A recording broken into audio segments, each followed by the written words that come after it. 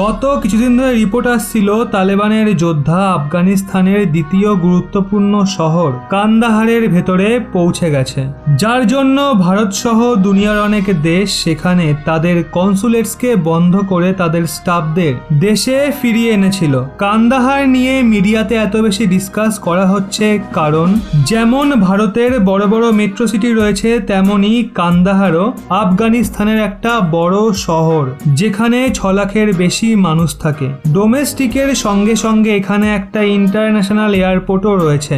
অনেক দেশের কনসুলেটসের সঙ্গে সঙ্গে এখানে অনেক অফিসও রয়েছে, রিজিনাল হেডকোয়ার্টার্স রয়েছে। যদিও কান্দাহারকে পুরোপুরি দখল করায় তালেবানরা এখনো সফল হয়নি, কিন্তু কান্দাহারের মতো আফগানিস্তানের আরো একটা বড় শহর রয়েছে যেখানে এই সময়ে তালেবানরা ঢুকে পড়েছে আর সেটাকে ক্যাপচার করার পুরো প্রস্তুতি নিয়ে ফেলেছে। কান্দাহারের পর তালেবানের টার্গেটে রয়েছে অপর একটা বড় শহর গাজনি, যেখানকার জনসংখ্যা 2.5-3 লাখ। এটা কান্দাহারের মতো অত বড় শহর তো নয়, কিন্তু এর জায়গা আফগানিস্তানের টপ 10 শহরের মধ্যে রয়েছে। এখানে একটা ডোমেস্টিক এয়ারপোর্টও আছে। গাজনির আরও একটা ইম্পর্টেন্ট বিষয় হলো এই শহর আফগানিস্তানের রাজধানী।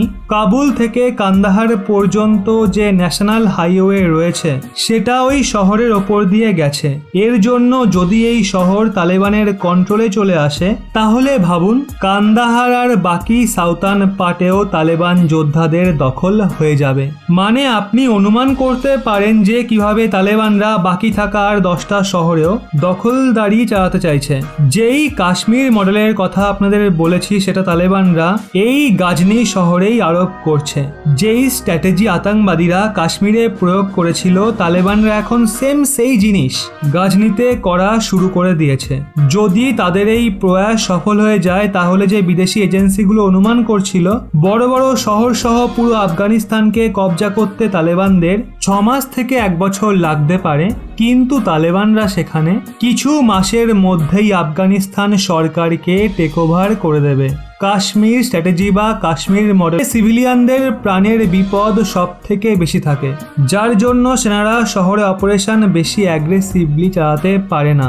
তালেবানের যোদ্ধারা এখন এই কাশ্মীর মডেলকেই আরোপ করেছে। আর আমরা যেই গাজনি শহরের কথা বলছি তালেবানরা ওই স্ট্র্যাটেজি ওখানে প্রয়োগ করা শুরুও করে দিয়েছে। আসলে গাজনি থেকে রিপোর্ট বেরিয়ে আসছে যে তালেবানের যোদ্ধারা এখন মানুষের ঘরে জোর জবরদস্তি ঢুকে তাদের ঢাল বানিয়ে আফগান সিকিউরিটি ফোর্সের ওপর হামলা করছে, যার জন্য আফগান সিকিউরিটি ফোর্স তাদের বিরুদ্ধে পদক্ষেপ নিতে প্রচণ্ড অসুবিধার সম্মুখীন হচ্ছে। রিপোর্টের মতে তালেবানের এই স্ট্র্যাটেজির কারণেই গাজনির সিকিউরিটি ফোর্সেস ব্যাকফুটে চলে গেছে আর তালেবানরা সেটারই সুযোগ নিচ্ছে। যদি সাধারণ মানুষদের ঢাল বানানোর মডেল, যেটাকে আমরা কাশ্মীর মডেল বলছি, এটা যদি গাজনিতে সফল হয়ে যায় তাহলে একই জিনিস আফগানিস্তানের বড় বড় শহরেও দেখতে পাওয়া যাবে। ভারতীয় সেনারা তো এই ধরনের সিচুয়েশন নিয়ে অনেকদিন ধরেই ভুগছে, কিন্তু আফগানিস্তান সিকিউরিটি ফোর্স এর জন্য চরম সমস্যায় পড়েছে। এই সমস্ত কিছু দেখে আপনাদের কি মনে হয়, তালেবানরা কি ভবিষ্যতে আফগানিস্তানকে 100% কবজা করে নেবে? হ্যাঁ নাকি না অবশ্যই নিচে কমেন্টে জানান।